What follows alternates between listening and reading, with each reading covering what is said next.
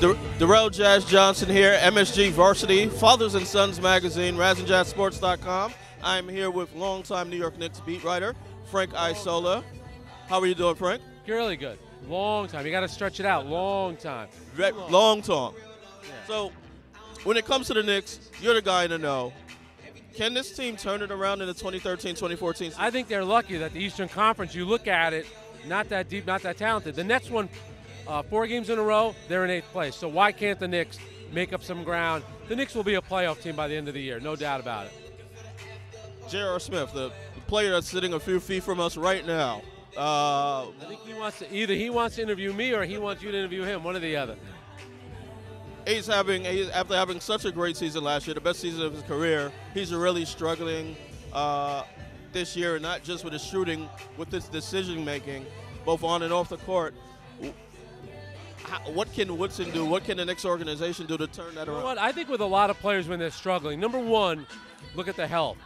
He was healthy last season. He had surgery in July.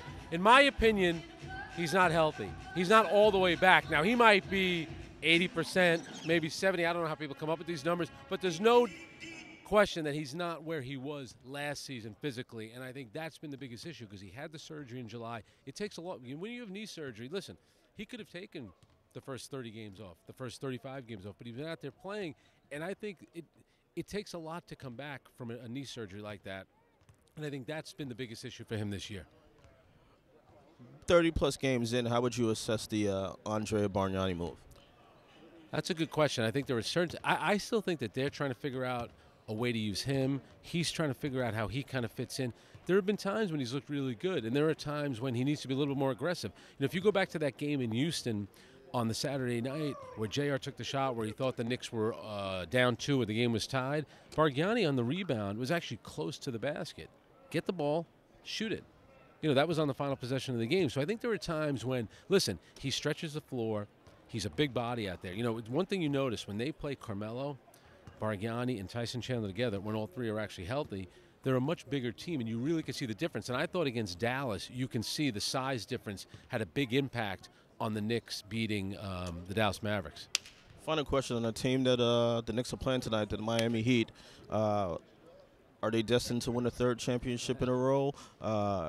They appear to be playing better at times than they did their first 3 seasons together. I would never say that anybody's destined to win, but I do think that they're clearly one of the favorites. I think it'll be a very good series if they end up playing Indiana at some point. And then, you know, last year, you know, they didn't play Oklahoma City in the finals. They played San Antonio, and they were lucky to win that Game 6. I was at that game. In fact, the odds of San Antonio winning that Game 6 were greater than them losing it.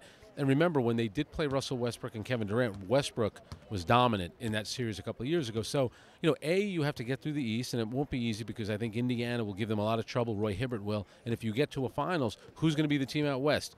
Is it going to be Golden State, a team that can score a lot of points? And you saw what Golden State did a few weeks ago down in Miami. They absolutely ran them off the court. Oklahoma City, if Westbrook comes back healthy, and you have Durant, and then, of course, San Antonio, when you can never count out a team like the Spurs. So I think Miami can do it, but it's difficult to win 1. It's very difficult to win 2 in a row, and it's very hard to win 3 in a row. Thanks a lot, Frank, for your time. Thank you. Appreciate it.